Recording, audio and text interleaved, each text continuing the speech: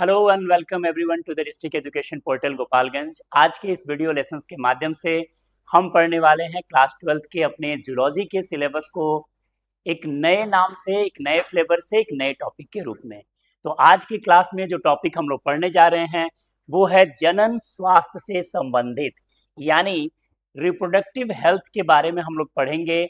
हमारे देश में हेल्थ को लेके अवेयरनेस आज के डेट में थोड़ा बढ़ा है, लेकिन रिप्रोडक्टिव हेल्थ को लेके यानी जनन स्वास्थ्य को लेके आज भी हम बहुत आसानी से और बहुत आराम से बात नहीं कर पाते हैं। और यही वो भ्रम है जिसकी वजह से एनसीईआरटी के सिलेबस में जनन स्वास्थ्य को बेहतर करने के लिए, इम्प्रूव करने के लिए कुछ अवेयरनेस के टिप्स दिए गए हैं।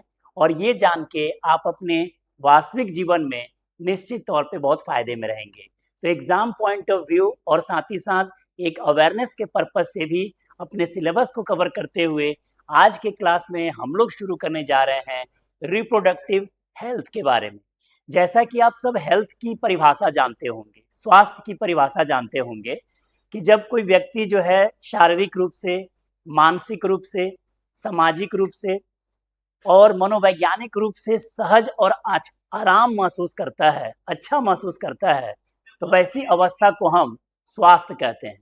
पर ये सभी की सभी अवस्थाएं अगर हम जन्म से जोड़ दें और रिप्रोडक्टिव से जोड़ दें तो हम देखेंगे कि किस किस तरीके के चुनौतियां हमारे सामने आएंगी। इस चैप्टर में हम पढ़ने वाले हैं इन 4 प्रमुख चुनौतियों के बारे में जो आपके सिलेबस में दिया गया है।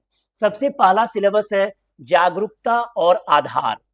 हम इस जनन स्वास्थ्य को लेके जागरूक होंगे और हम एक साइंटिफिक आधार पे, एक साइंटिफिक डेटा के आधार पे अपने अवेयरनेस के इस कार्यक्रम को आगे बढ़ाएंगे। दूसरा जो हमारा ध्यान होगा वो होगा रोकथाम और नियंत्रण। रोकथाम और नियंत्रण के कड़ी में हम देखेंगे कि जनन स्वास्थ्य को लेके अशिक्षा, जागरूकता में कमी की वजह से हमारे देश की जनसंख्या जो है दिन प्रतिदिन बहुत तेजी से बढ़ रही है, जिससे एक परिवार का आकार भी बड़ा हो रहा है। तो कैसे हम इसकी रोकथाम कर सकते हैं, कैसे इसको हम नियंत्रित कर सकते हैं, ये भी हमारा दूसरा कंसर्न होगा। इसी चैप्टर में तीसरा टॉपिक जो हम फोकस करेंगे वो होगा चिकित्सीय देखभाल की। बहुत ऐसे जनन स्वास्थ्य से संबंधित मुद्दे हैं जो शर्म की वजह से, थोड़ा हेजिटेशन की वजह से हम डिस्कस नहीं कर पाते हैं, हम शेयर नहीं कर पाते हैं और बाद में जाके वो एक बहुत गंभीर संक्रमण के रूप में बदल जाता है। तो हमारी कोशिश होगी कि इस तीसरे और चिकित्सीय देखभाल के अंतर्गत हम उन महत्वपूर्ण टॉपिक को भी एड्रेस करने की कोशिश करें। चौथा और महत्वपूर्ण तकनीक है वो कि जनन स्वास्थ्य में एक सबसे बड़ी समस्या जो वर्तमान पीढ़ी में उभर के आई है वो है इनफर्टिलिटी की, बाझपन की। यानी बहुत ऐसे कपल्स हैं जो चाहने के बावजूद भी अपने परिवार के आकार को एक निश्चित शेप नहीं दे पाते हैं। तो आज इस वैज्ञानिक दौर में जनन स्वास्थ्य को बेहतर करने के लिए कैसे हम इस इनफर्टिलिटी या वंध्यता की समस्या को दूर कर सकते हैं, वो भी हमारा आज के क्लास का कंसर्न होगा। यानी आज रिप्रोडक्टिव हेल्थ के अंतर्गत ये 4 प्रमुख चुनौतियों को हम एड्रेस करेंगे और इसमें शिक्षित होने की कोशिश करेंगे और जागरूक होने का प्रयास करेंगे। तो आइए शुरुआत करते हैं सबसे पहला और सबसे बेसिक बात से, जहां पे हमें बात करनी है अवेयरनेस की, जागरूकता की। अगर हम क्लास 12th में पढ़ने वाले बच्चों को ध्यान में रख के जागरूकता को और अवेयरनेस को प्रमोट करें तो विशेषकर जनन स्वास्थ्य में ये जो आर्तोचक्र और उससे संबंधित स्वच्छता की जो कहानी है वो बच्चियों से संबंधित है, गर्ल से संबंधित है और विमेन हाइजीन के लिए एक बहुत इंपॉर्टेंट फैक्टर भी है। तो हम लोगों ने अपने पुराने वीडियोज के माध्यम से बहुत आसानी से आपको समझाया है कि मेंस्ट्रुअल साइकिल क्या होता है, कौन सी अवस्था में ये डेवलप होता है और ये अवस्था कौन कौन से चरण में बटे होते हैं। एक बार फिर से रिफ्रेश करने के लिए इसमें हम जोड़ते हैं कि ये पूरी की पूरी अवस्था जिसे आप मेंस्ट्रुअल साइकिल या आर्तोचक्र कहते हैं, ये अवस्था 4 अवस्थाओं में बटी होती है, जिसमें सबसे पहली अवस्था मेंस्ट्रुअल अवस्था कहलाती है और ये अवस्था 3 से 5 दिनों तक चलने वाली अवस्था होती है। आपको हमने अपने वीडियो लेसन्स के माध्यम से बताया है इस अवस्था में क्या होता है कि इंडोमेट्रियम की जो लाइनिंग है, फीमेल में यूट्रस का जो आंतरिक परत होता है उसे हम इंडोमेट्रियम कहते हैं। तो इंडोमेट्रियम की लाइनिंग के टूटने की वजह से कुछ म्यूकस और अनफर्टिलाइज्ड एग ब्लड के साथ डिस्चार्ज होते हैं। तो इस अवस्था में, जिसे आप मेंस्ट्रुअल फेज कह रहे हैं, इस फेज में हाइजीन को रखना बेहद जरूरी है। इसी संदर्भ में यहाँ पे एक चीज जोड़ा गया है कि इस अवस्था में हाइजीन को मेंटेन करने के लिए सैनिटरी नैपकिन का बहुत सही तरीके से इस्तेमाल करना है और अपने हाइजीन को ध्यान में रखते हुए प्रॉपर हैंड वॉश, और इस नैपकिन को जब हम डिस्पोज कर रहे होते हैं तो उसको अच्छी तरीके से कागज में लपेट के हम डिस्पोज करेंगे ताकि संक्रमण की समस्या से हम अच्छी तरीके से बच सकें। दूसरी जो अवस्था होती है, उस अवस्था को हम लोगों ने वीडियो लेसन्स में ऑलरेडी पढ़ाया है, आप इस वीडियो में बैक में भी जाके देख सकते हैं। फॉलिकुलर अवस्था इसको कहते हैं। ये अवस्था लगभग 6 से 13 दिनों तक चलती है। इस अवस्था में हमने कहा कि जो इंडोमेट्रियम की जो दीवार टूट गई थी उसका रिपेयर होने का काम होता है। वीडियोज में आपको नोट्स के साथ ये पूरे के पूरे टॉपिक मिल जाएंगे, तो आप आसानी से वहां फॉलो कर सकते हैं। तीसरी अवस्था सबसे महत्वपूर्ण अवस्था होती है, एग्जाम में क्वेश्चन आता है कि ओवुलेटरी अवस्था जो है वो सबसे छोटी अवस्था होती है और यह अवस्था 14th डे डेवलप होती है और इस अवस्था में ओवुलेशन होता है और LH हार्मोन जो है अपने पीक पे होता है। तो ये एग्जाम बहुत इंपॉर्टेंट क्वेश्चन के तौर पे आ सकता है कि LH सर्ज यानी LH हार्मोन अपने उच्च स्तर पे कौन सी अवस्था में होता है। तो आप ध्यान रखेंगे ओवुलेटरी अवस्था जो 14th डे डेवलप होती है। और अंतिम अवस्था होती है जिसे हम ल्यूटियल अवस्था कहते हैं और ये अवस्था लगभग सबसे लंबी अवस्था मानी जाती है। 15 से 28 दिनों तक चलने वाली ये अवस्था ल्यूटियल अवस्था कहलाती है और इसमें प्रोजेस्टेरॉन हार्मोन जो है वो अधिक मात्रा में स्रावित होता है। मैंने अपने वीडियो लेसन्स में आपको पहले भी बताया है कि प्रोजेस्टेरॉन हार्मोन यूट्रस की लाइनिंग को बनाए रखने में बेहद महत्वपूर्ण होता है। जैसे जैसे फर्टिलाइजेशन संभव नहीं होता, आने वाले चक्र में प्रोजेस्टेरॉन का स्तर बॉडी में कम हो जाता है, जिससे फिर ये अगला स्टेप रिपीट होता है। तो जो सबसे पहला रिप्रोडक्टिव हेल्थ में कंसर्न है वो है मेंस्ट्रुअल साइकिल को लेके। उसमें छात्राओं के लिए विशेष अपील है कि हाइजीन को प्रॉपर मेंटेन करेंगे और ये बॉडी में होने वाली एक बहुत इंपॉर्टेंट फिजियोलॉजी है जिसको निश्चित तरीके से अच्छे तरीके से मॉनिटर करेंगे। आते हैं दूसरे इश्यूज की ओर। एक बहुत बड़ा रिप्रोडक्टिव हेल्थ में समाज में एक बहुत बड़ा मिथक आता है जहाँ पे एक स्त्री और पुरुष जब किसी शिशु को जन्म देते हैं, विशेषकर माता के द्वारा जब शिशु को जन्म दिया जाता है और अगर वह शिशु गर्ल्स चाइल्ड हो तो उसके लिए महिला को उत्तरदायी माना जाता है।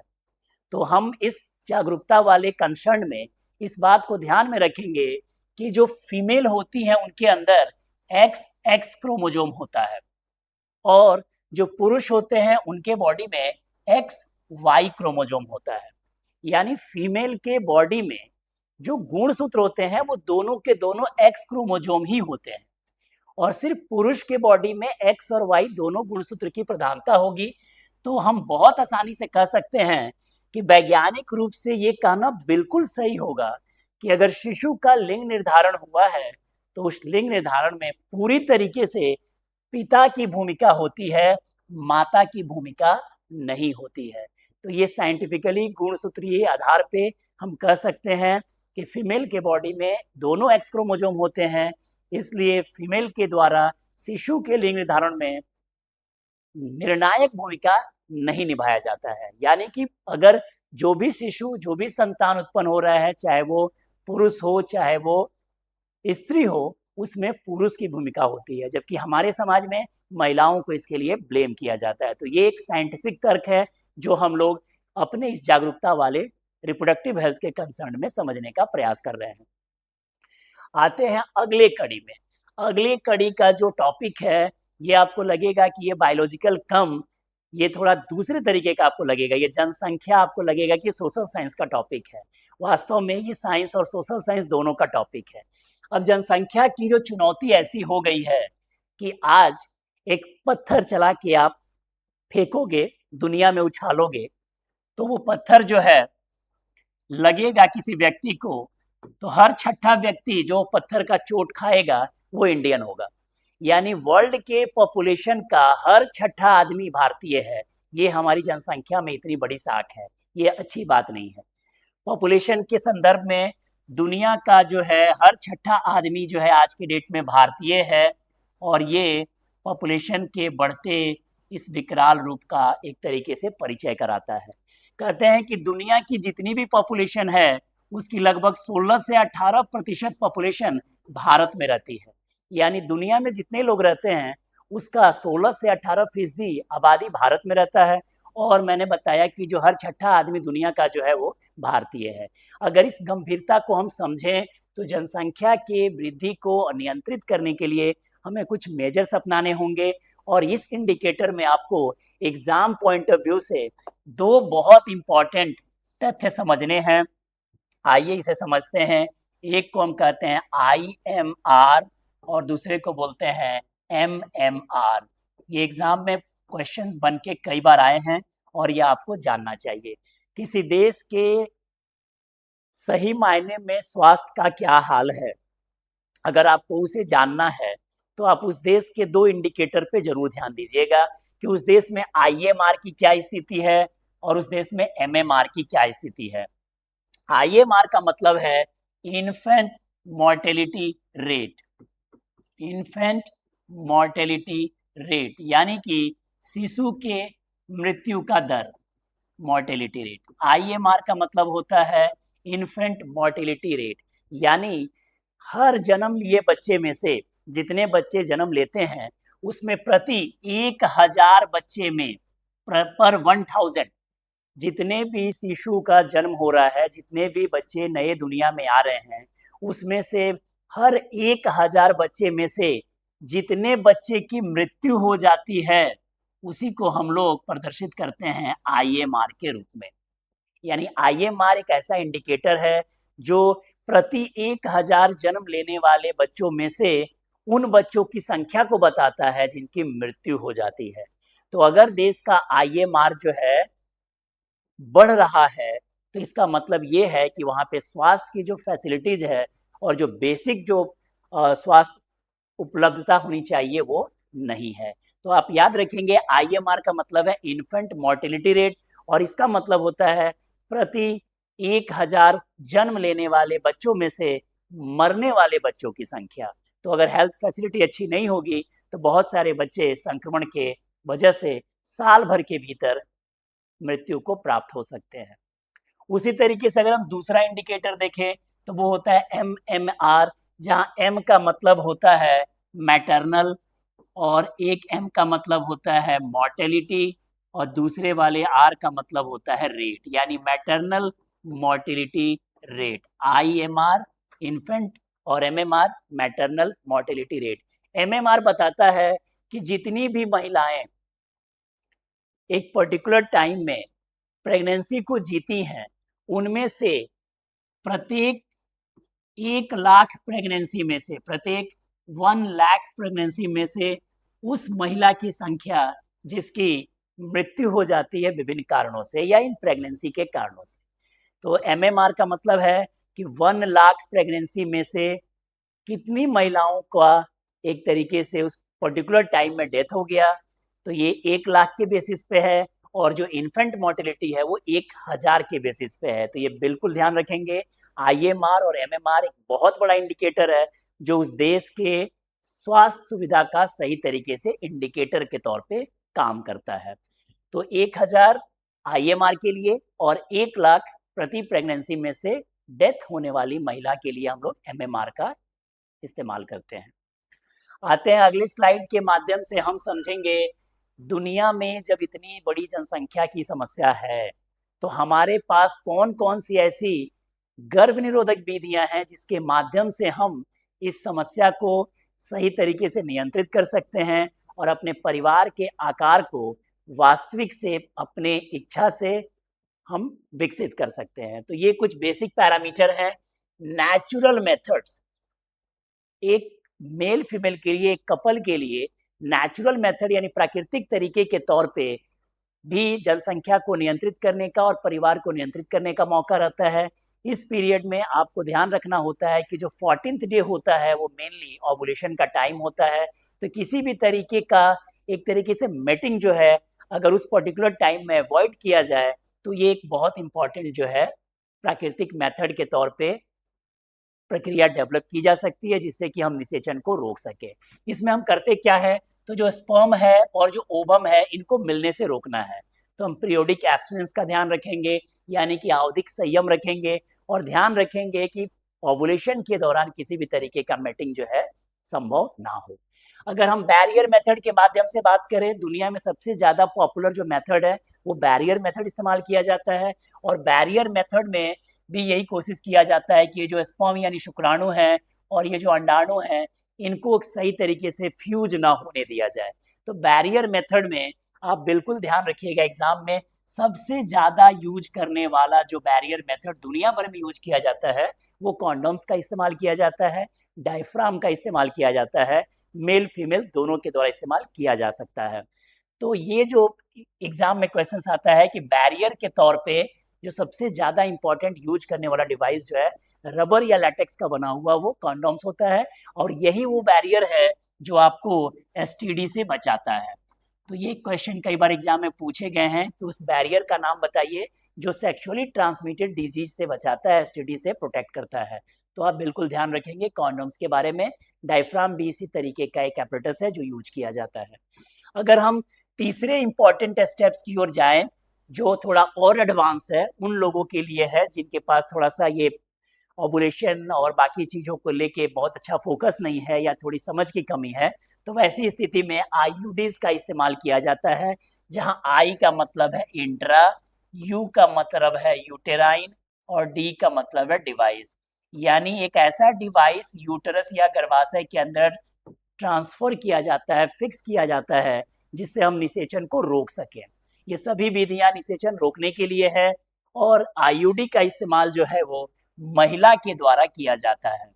बिल्कुल ध्यान रखेंगे क्योंकि नाम में ही है इंट्रा यूटेराइन डिवाइस, यानी ऐसा डिवाइस जो यूट्रस के भीतर आप फिक्स कर रहे हैं, और यूट्रस या गर्भाशय की संरचना जो है वो मादा के बॉडी में है, तो ये जो है फीमेल के द्वारा इस्तेमाल किया जाएगा। ये जो इस्तेमाल होता है इसमें आप नॉर्मली एक मेडिकल प्रैक्टिशनर्स का सहारा लेते हैं, एक सफल और एक जो डॉक्टर लेवल के या उसे नीचे लेवल के भी जो ट्रीटमेंट कर सकते हैं, समझ रखते हैं, वो लोग इसको फिक्स करते हैं फीमेल के यूट्रस में। आजकल आईयूडीज को लेके भी बहुत तरीके के आईयूडीज आते हैं। नॉर्मल जो आईयूडी होता है जो उसमें इस्तेमाल ये होता है कि भाई आप स्पर्म की मोटिलिटी को रोक देंगे। स्पर्म की मोटिलिटी को रोकना आईयूडी का काम है, और इस आईयूडी से बाबू ये कॉपर आयन रिलीज हो रहा है ना, इसको हम लोग कॉपर टीबी कहते हैं। इसी आईयूडी को हम लोग कॉपर टीबी कहते हैं। टी शेप का होता है ये इस तरीके का टी शेप का होता है, कॉपर का बना होता है। और एग्जाम में पूछा जाता है कि जो आईयूडीज होते हैं उसमें कौन सा मेटल यूज हो रहा है, कॉपर यूज हो रहा है। और कॉपर का काम क्या है, तो ये जो है स्पर्म की जो गतिशीलता है, शुक्राणु की जो एनर्जी है मूवमेंट करने की, वो रोकता है। इसकी वजह से निषेचन जो है वो रुकेगा या बाधित होगा। आजकल के जमाने में हार्मोनल आईयूडीज भी आ गए हैं। आईयूडीज बहुत तरीके के होंगे, आप एनसीईआरटी में पढ़ेंगे, लिपस लुपस, थोड़ा और आगे एडवांस लेवल में जाएंगे तो मल्टीलोड 375, ये सब एग्जाम्पल जरूर आप याद करेंगे। ये आईयूडीज के कुछ एग्जाम्पल हैं। मैं कहने जा रहा था कि जो हार्मोनल आईयूडीज होते हैं ये और ज़्यादा एडवांस फॉर्म में है, और इनका काम ये है कि हम ऐसा माहौल क्रिएट कर देंगे कि फर्टिलाइजेशन के लिए जो यूट्रस का जो वॉल है वो प्रॉपरली तैयार ना हो सके। यानी हम ऐसा माहौल क्रिएट करेंगे यूट्रस के लाइनिंग पे हार्मोन की सहायता से, जिससे कि इम्प्लांटेशन ना हो, फर्टिलाइजेशन के आगे का स्टेप डेवलप ही ना हो। अब आते हैं तीसरे वाले में, ओरल डिवाइस के तौर पे बहुत सारे ओरल पिल्स लिए जाते हैं, और एग्जाम में कई बार आया है कि ये जो सहेली जो पिल्स है ये ओरल पिल्स के तौर पे लिया जाता है, महिला के द्वारा लिया जाता है। फर्टिलाइजेशन को रोकना मेन उद्देश्य है।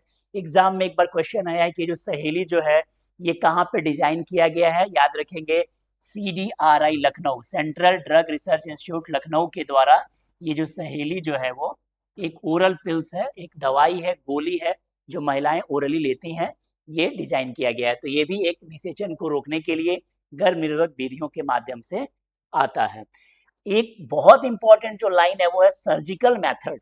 इन सभी के अलावा एक वैसा कपल जो बिल्कुल निरक्षर है और इन सारी डिवाइस को या तो वो एफोर्ड नहीं कर सकता या उसे समझने का वो हेडक नहीं ले सकता, तो वैसी स्थिति में वो सर्जरी के माध्यम से, जिसे साधारण भाषा में हम नसबंदी कहते हैं, उसके जरिए भी निषेचन के प्रक्रिया को रोका जा सकता है। तो ये जो दो महत्वपूर्ण विधियां हैं सर्जिकल मेथड्स की, आइए इसको थोड़ा हम समझने का प्रयास करते हैं।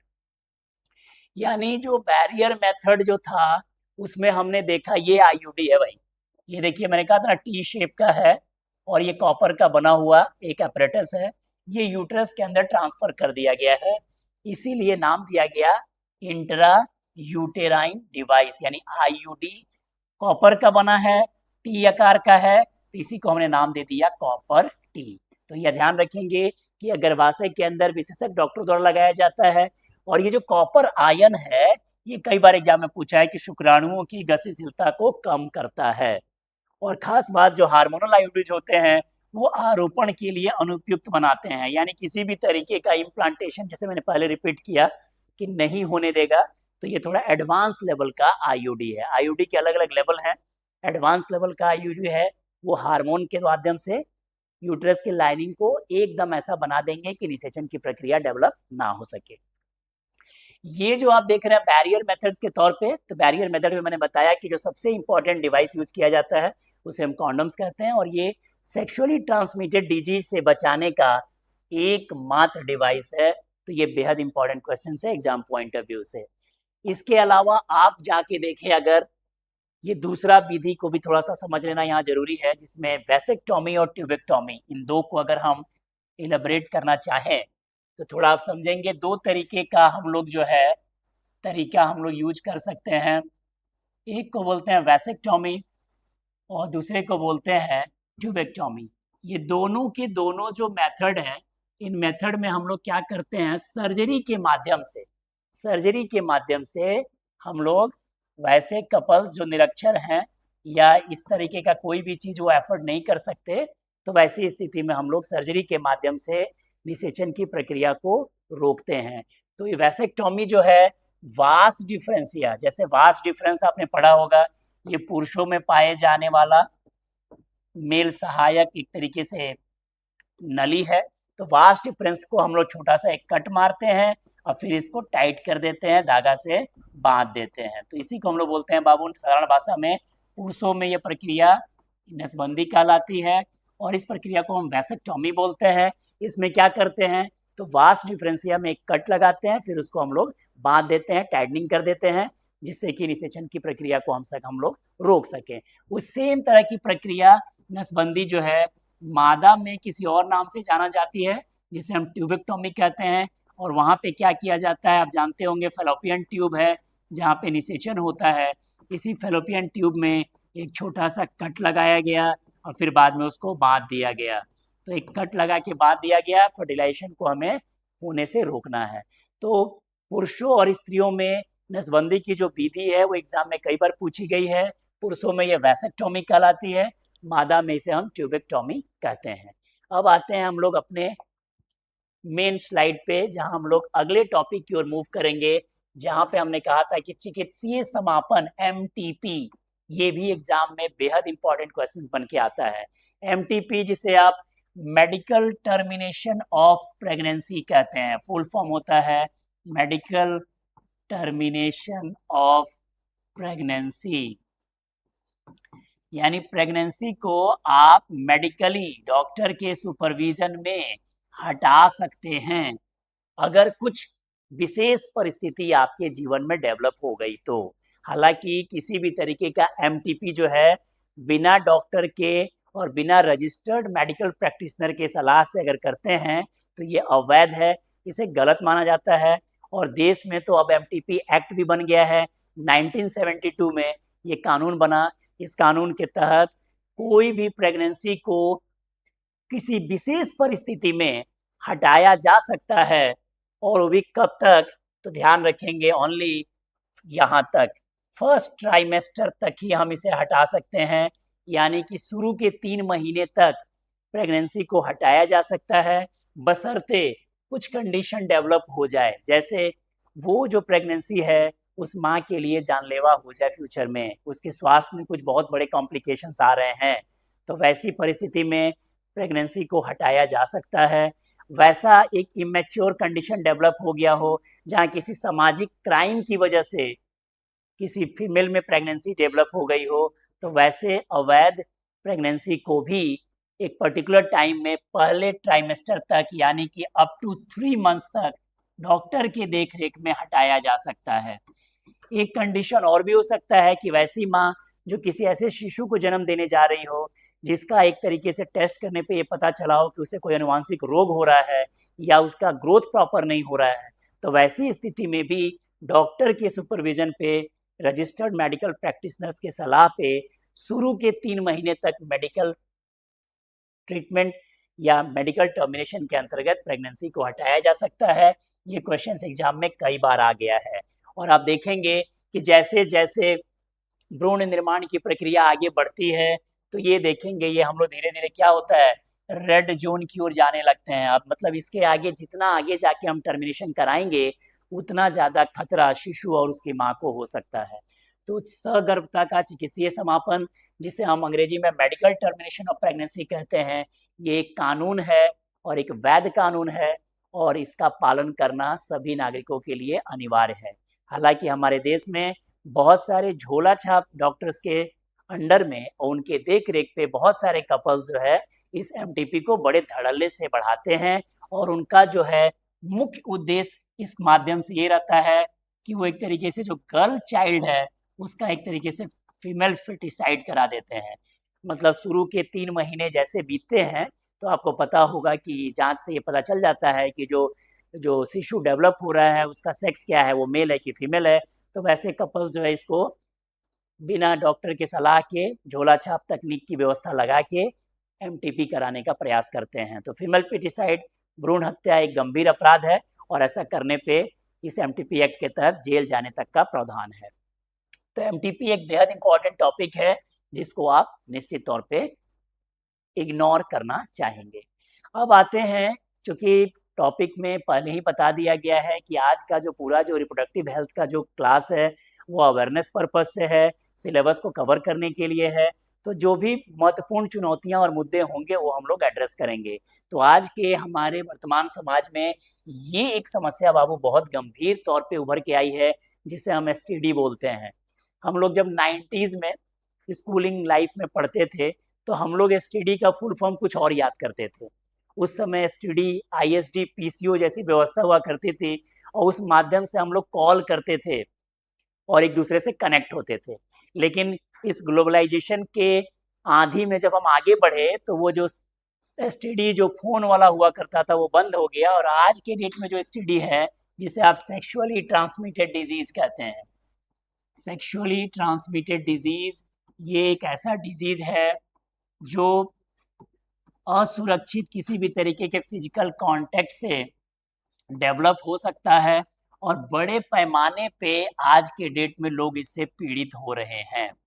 तो जनन स्वास्थ्य के अंतर्गत स्टूडेंट्स को निश्चित तौर पे समझना है कि किसी भी तरीके का अनप्रोटेक्टेड या किसी भी तरीके का इस तरीके का फिजिकल कांटेक्ट जो अनडिजायर्ड है वो बड़ी बड़ी बीमारियों का न्योता दे सकती है, जिसमें दुनिया को कपाने वाला सबसे बड़ा बीमारी के तौर पे एड्स या एचआईवी भी मौजूद है। एड्स जिसका नाम सुनते ही लोग डर जाते हैं, डेथ वारंट है, एक मौत का वारंट जारी हो चुका है और आपके शरीर में कुछ ऐसे लक्षण आएंगे, आपकी इम्यूनो सिस्टम पूरी तरीके से कोलैप्स हो जाएगी और व्यक्ति जो है धीरे धीरे मृत्यु को प्राप्त हो जाएगा। तो हमें ध्यान ये रखना है कि सेक्सुअली ट्रांसमिटेड डिजीज को हम निश्चित तौर पे दूर करें। हमारे भारत की जो समाज की व्यवस्था है, जिस तरीके का हम लोग का एक अपना जो परवरिश है, कल्चर है, उसमें किसी भी तरीके के मोनोगैमी व्यवस्था पे हम लोग ध्यान देते हैं, जहाँ पे एक मेल एक फीमेल वाली व्यवस्था होती है और ये सभी जन्म से संबंधित जो कॉम्प्लिकेशन होते हैं हम लोग मैरिड लाइफ के बाद ही डेवलप करते हैं, जो कि बहुत ही अच्छा है, बहुत ही आधुनिक है और बहुत ही एडवांस है। तो यहाँ पे ध्यान ये रखना है कि ये जो एसटीडी की जो समस्या है वो बैरियर माध्यम से कंट्रोल की जा सकती है और उसके लिए हमने आपको पहले भी बताया कि सबसे बड़े पैमाने पे जो बैरियर मेथड यूज किया जाता है उसे हम कॉन्डम्स कहते हैं। आज के डेट में इन एचआईवी एड्स के अलावा हेपेटाइटिस बी भी जो है एक सेक्सुअली ट्रांसमिटेड डिजीज के कैटेगरी में आता है, जिससे बचाव और जानकारी और जागरूकता बेहद जरूरी है। गोनोरिया ये भी एक सेक्सुअली ट्रांसमिटेड डिजीज है।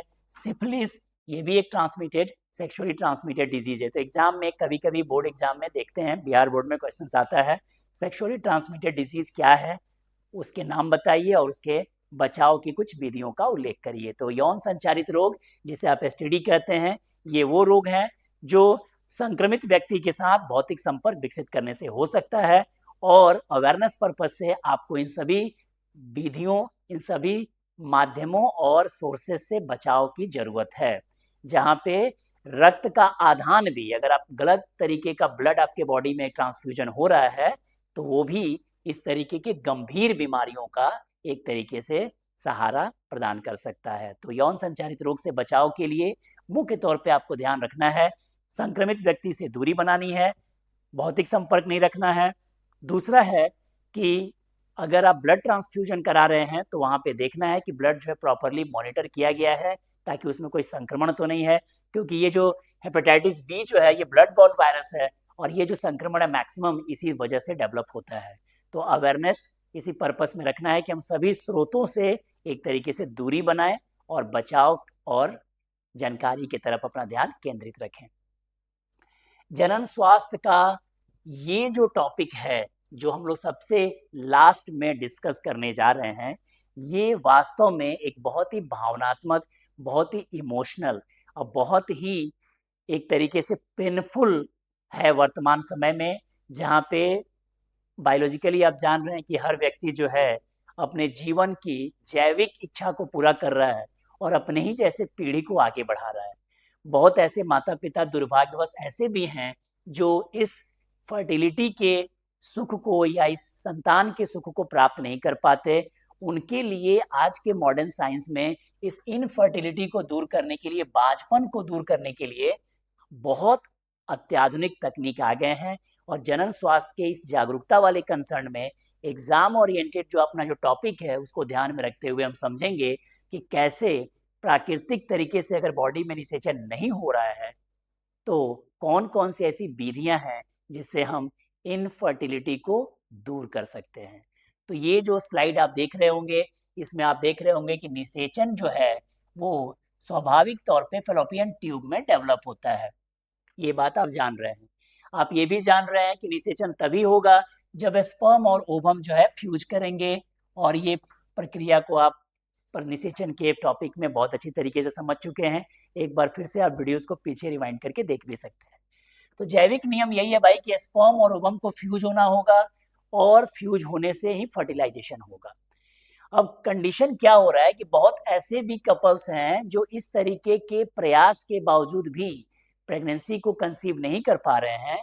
उसी समस्या को हम बोलते हैं इनफर्टिलिटी। और ये बाबू शारीरिक कारणों से हो सकती है, कोई जन्मजात रोग की वजह से हो सकती है, बहुत सारे दवाइयों के साइड इफेक्ट की वजह से हो सकती है, इम्यूनिटी कमजोर है तो हो सकती है, या कोई मनोवैज्ञानिक प्रेशर भी है उसकी वजह से भी ये समस्या हो सकती है। तो इन सभी समस्याओं को दूर करने के लिए हमारे पास कौन सी तकनीक मौजूद हैं, उन्हीं तकनीक के बारे में हम लोग बात करने जा रहे हैं।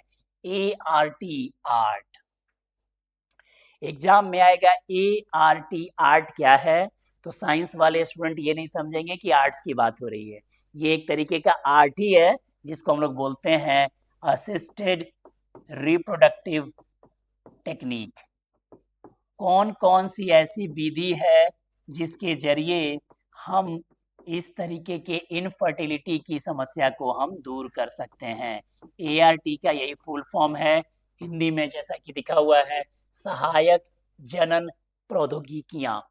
जनन को विकसित करा के, निषेचन को विकसित करा के कौन कौन से हम तकनीक के सहारे इनफर्टिलिटी को दूर करेंगे, इसी को हम लोग बोलते हैं बाबू ART। जरूर इसको आप समझने का प्रयास करेंगे। अब आप समझ रहे होंगे कि निषेचन जो है वो इंटरनल होता है। मानव शरीर में, मादा के बॉडी में, फैलोपियन ट्यूब में निषेचन होता है। लेकिन कुछ ऐसे कपल्स जो ये एक चीज नहीं कर पा रहे हैं, उनके लिए हम क्या कर रहे हैं, निषेचन शरीर के बाहर करा रहे हैं। बिल्कुल ध्यान से सुनिएगा, एकदम अल्ट्रा इंपॉर्टेंट पॉइंट है आज का, जो एग्जाम में हर साल पूछता है। एग्जाम में आता है IVF क्या है, जिसको आप बोलते हैं इन विट्रो फर्टिलाइजेशन। शरीर के बाहर निषेचन की विधि को हम इन विट्रो फर्टिलाइजेशन कहते हैं। यानी जो हर साल एग्जाम में आपके यहाँ आता है टेस्ट ट्यूब बेबी क्या है, तो ये जो टेस्ट ट्यूब बेबी है वो यही इन विट्रो फर्टिलाइजेशन के द्वारा हम विकसित कर रहे हैं। आईवीएफ एक तकनीक है जहां निषेचन कहाँ हो रहा है, शरीर के बाहर कराया जा रहा है। आमतौर पे प्राकृतिक परिस्थिति में निषेचन शरीर के अंदर होता है, आंतरिक होता है, लेकिन यहाँ पे इन विट्रो फर्टिलाइजेशन में निषेचन शरीर के बाहर होता है। ये 4 विधियों का हम उल्लेख करने जा रहे हैं शॉर्ट में। जिफ्ट, गिफ्ट, ICSI और IUI, ये 4 विधियां हैं जिसमें हम क्या कर रहे हैं, निषेचन शरीर के बाहर विकसित करा रहे हैं। देखिए नाम और फुल फॉर्म में ही सारा आंसर छिपा है। नाम क्या है, ZIFT, जिफ्ट, जहां जे का मतलब है जाइगोट। जाइगोट क्या होता है भाई, तो जब निषेचन होता है तो शुक्राणु और अंडाणु मिलकर क्या बनाते हैं, जाइगोट बनाते हैं। तो जाइगोट इंट्रा फेलोपियन ट्रांसफर, यानी जाइगोट को, इंट्रा मतलब होता है विद इन, भीतर, जाइगोट को हम फेलोपियन ट्यूब के भीतर ट्रांसफर कर दे रहे हैं। क्यों कर रहे हैं भाई, क्योंकि मादा के बॉडी में फर्टिलाइजेशन नहीं हो रहा है, तो हमने क्या किया, फर्टिलाइजेशन बॉडी से बाहर करा लिया, और वो जो फर्टिलाइज होने के बाद जो जाइगोट बनाना, वो लगभग 8 से 16 सेल का या उससे आगे एडवांस स्टेज का, इस जाइगोट को हमने फेलोपियन ट्यूब में ट्रांसफर कर दिया। ये हम आर्टिफिशियली कर रहे हैं, इसीलिए इसको हम आईवीएफ के अंदर रख रहे हैं। क्या कर रहे हैं भाई, जाइगोट को इंट्रा फेलोपियन ट्रांसफर, यानी कि फेलोपियन ट्यूब के भीतर ट्रांसफर कर रहे हैं जाइगोट को, तो कहलाएगा जिफ्ट। अब ऐसा भी हो सकता है कि किसी मादा के बॉडी में अंडाणु बनने की प्रक्रिया नहीं हो रही है, लेकिन कोई उसका रिश्तेदार है जो उसका शुभचिंतक है, उसे अंडाणु डोनेट करवा के लिया गया है। तो ऐसा भी हो सकता है कि हम किसी दाता से प्राप्त अंडाणु को दूसरी महिला के फेलोपियन ट्यूब में भी ट्रांसफर कर देंगे। नाम क्या है, जिफ्ट, गिफ्ट है, गैमिट इंट्रा फेलोपियन ट्रांसफर। नाम से ही लग रहा है हम यहाँ पे क्या ट्रांसफर कर रहे हैं, गैमेट को। गैमेट मतलब युग्मक को, युग्मक मतलब अगर मादा युग्मक की बात करें तो अंडाणु को। अंडाणु को हम डायरेक्टली फेलोपियन ट्यूब में ट्रांसफर कर रहे हैं, तो नाम पड़ गया गिफ्ट। एग्जाम में आएगा GIFT, गिफ्ट क्या है, तो कहिएगा ये ART का एक महत्वपूर्ण तकनीक है, और इस तकनीक में हम क्या कर रहे हैं, गैमेट को फेलोपियन ट्यूब में ट्रांसफर कर रहे हैं। उसी तरीके से तीसरे मेथड पे आइए, ICSI, नाम से ही लग रहा है, इंट्रा साइटोप्लाज्मिक स्पर्म इंजेक्शन, यानी शुक्राणु को हम क्या कर रहे हैं, सीधे ओवम के कोशिका द्रव्य में इंजेक्ट कर दे रहे हैं। अब ऐसा क्यों कर रहे हैं, क्योंकि भाई आप पढ़े होंगे कि निषेचन में शुक्राणु जो है एक्रोजोम की मदद से अंडाणु तक जब पहुंचता है तो वहाँ पे जोना पेलुसिडा का दरवाजा खुलता है, फिर जो है फर्टिलाइजेशन होता है। तो ये प्रोसेस नेचुरली बॉडी में नहीं हो रहा है, और जब ये प्रोसेस नेचुरली नहीं हो रहा है तो हमारे पास ऑप्शन क्या है हमारे पास ऑप्शन क्या है भाई सॉरी, ऑप्शन यही है कि हम जो है डायरेक्टली स्पर्म को ओवम के अंदर उसके कोशिका द्रव्य में ट्रांसफर करें।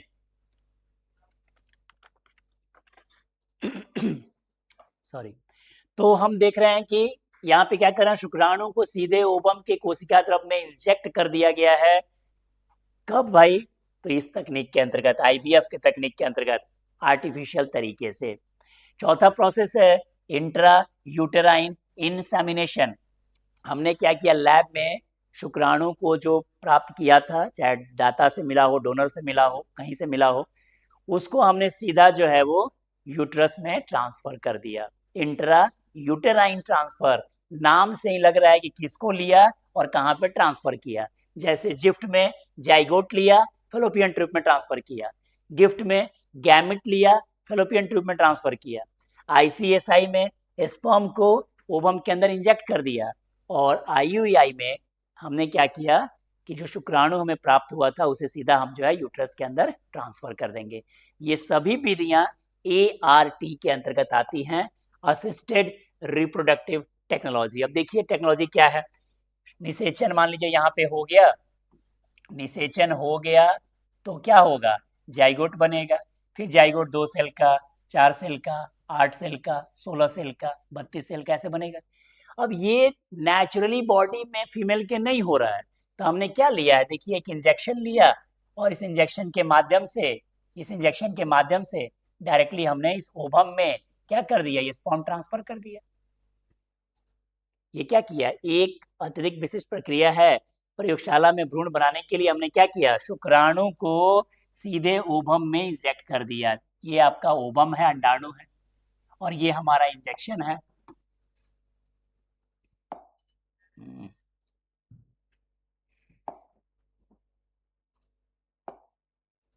तो ये हमारा इंजेक्शन है। हमने क्या किया, ये जो स्पर्म दिख रहा है आपको, इस स्पर्म को हमने डायरेक्टली जो है वो ट्रांसफर कर दिया है।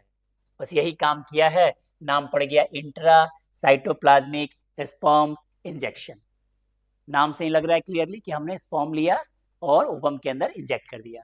अगर ये आईवीएफ की एक विधि को देखें तो यहाँ पे भी देखेंगे कि हमने जो प्रयोगशाला में बिल्कुल शरीर जो एम्पुला जैसी स्थिति बना दी है, स्पर्म और ओवम को लिया है कल्चर मीडियम में। ये बहुत ही जटिल प्रोसेस है, आपको स्टेप्स को समझने की जरूरत नहीं है कि किस तरीके से किया जाता है। एक्चुअली ये लैब बेस्ड प्रोग्राम है, और ये तो इतना ज़्यादा यहाँ पे फिल्ट्रेशन और इतनी अत्याधुनिक तकनीक इस्तेमाल की जाती है कि नॉर्मल केस में व्यक्ति वहाँ पे एंटर भी नहीं कर सकता। मतलब एक छोटा सा भी बैक्टीरिया वायरस का कॉन्टामिनेशन यहाँ पे नहीं होना चाहिए। आपको बस ध्यान में ये रखना है कि आईवीएफ का मतलब है टेस्ट ट्यूब बेबी बना रहे हैं आप, इन विट्रो फर्टिलाइजेशन करा रहे हैं, शरीर के बाहर निषेचन करवा रहे हैं और आर्टिफिशियल तरीके से करवा रहे हैं। शरीर के भीतर निषेचन की जो दो विधियां, जो गिफ्ट था ना, उसके बारे में दिया हुआ है, और ये आईयूआई के बारे में। गिफ्ट में क्या करते हैं, किनके लिए गिफ्ट है भाई, गैमेट ट्रांसफर हो रहा है कहाँ पे, फेलोपियन ट्यूब में। किसके लिए हो रहा है ये, तो लिखा है उन महिलाओं के लिए जो ओवम उत्पन्न नहीं कर सकती, लेकिन भ्रूण के विकास के लिए शरीर में उनके पास उपयुक्त वातावरण है, बस ओवम नहीं है, बाकी चीज कर सकती हैं। तो हमने क्या किया, डायरेक्ट गैमेट जो है डोनर से लिया, कोई भी हो सकता है, और वहां से हमने इसको ट्रांसफर कर दिया फेलोपियन ट्यूब में। तो ये सभी की सभी प्रक्रिया उन लोगों के लिए एक बहुत बड़े उम्मीद का किरण है जो लोग इनफर्टिलिटी से ग्रसित हैं या इसके अभिशाप से अपनी जिंदगी को मुक्त करना चाहते हैं। अब आता है जनन स्वास्थ्य में जीव विज्ञान का जो समन्वय है। तो आपने देखा कि भाई गैमेट बनना एक इम्पॉर्टेंट स्टेप है। गैमेट बन रहा था सबसे पहले, गैमेट की जगह पे क्या बन गया, स्पर्म बन गया, शुक्राणु बन गया, अंडाणु बन गया। इंसेमिनेशन हुआ, यानी स्पर्म जो है बॉडी से बाहर रिलीज हुआ। फर्टिलाइजेशन हुआ, यानी कि स्पर्म और ओवम आपस में फ्यूज कर गए। फिर ये क्या बना दिए, जाइगोट बना दिए। फिर ये इम्प्लांट हो गया, फिर इसमें अलग अलग अवस्था चली, फिर शिशु का जन्म हुआ, फिर शिशु जन्म के बाद मदर मिल्क को फीड किया। ये सभी के सभी कॉम्प्लिकेशन, सभी के सभी टॉपिक जनन स्वास्थ्य को और जनन स्वास्थ्य के संदर्भ में बेहद इंपॉर्टेंट है। स्टूडेंट्स को क्लास 12 के सिलेबस को ध्यान में रखते हुए ध्यान रखना है कि हमें यहाँ पे परिवार नियोजन के कंसेप्ट को समझना है, संपूर्ण स्वास्थ्य पे फोकस करना है, इनफर्टिलिटी को दूर करना है, और जागरूकता जो है अपने अंदर बिल्डअप करना है, वैज्ञानिक दृष्टिकोण लेके आना है, ताकि हम चुनौतियों को सही तरीके से फेस कर सकें और आने वाले कॉम्प्लिकेशन से अपना बचाव कर सके। तो ये था रिप्रोडक्टिव हेल्थ से संबंधित कुछ महत्वपूर्ण पहलू। जैसा कि आप सबको पहले से ज्ञात होगा कि जो क्लास 12 के जो बायोलॉजी के जो सिलेबस हैं वो दो तरीके से बॉटनी और जूलॉजी के रूप में आपके सामने अभी तक प्रस्तुत किए गए हैं, और आज के क्लास में हम लोगों ने यूनिट 1 कंप्लीट किया है। यूनिट 1 में 2 चैप्टर बॉटनी के थे और 2 चैप्टर जूलॉजी के थे। तो जूलॉजी वाले में आप ह्यूमन रिप्रोडक्शन और जनन स्वास्थ्य पढ़ना था, और ये दोनों टॉपिक कंप्लीट हो गया है। इसके सारे वीडियो जो है आपको डिस्ट्रिक्ट एजुकेशन ऑफिस गोपालगंज पे आपको उपलब्ध हो जाएंगे। चैनल को जरूर आप सब्सक्राइब करिए। जितने लोग जो टेलीग्राम ग्रुप में जुड़े हैं वो लोग इसको जितनी बार पढ़ेंगे, जितनी बार देखना चाहेंगे स्कूल के बाहर, उसका फ़ायदा उठाइए। कोई भी आपकी क्वेरी है या किसी भी टॉपिक को आप चाहते हैं कि इसको थोड़ा और इलेबरेट करके और बढ़िया से समझाया जाए, तो टेलीग्राम ग्रुप में जाके आप मैसेज करिए कि आप इस क्लास के इस टॉपिक को और डिटेल में और अच्छा से पढ़ना चाहते हैं, तो उसको एक बार फिर से आप सबके सामने रिपीट किया जाएगा। तो उम्मीद करते हैं कि वीडियोज़ आपके लिए लाभकारी हो। आप चैनल के साथ जुड़े रहिए और इसका फ़ायदा उठाइए। Thank you for watching. Have a nice day.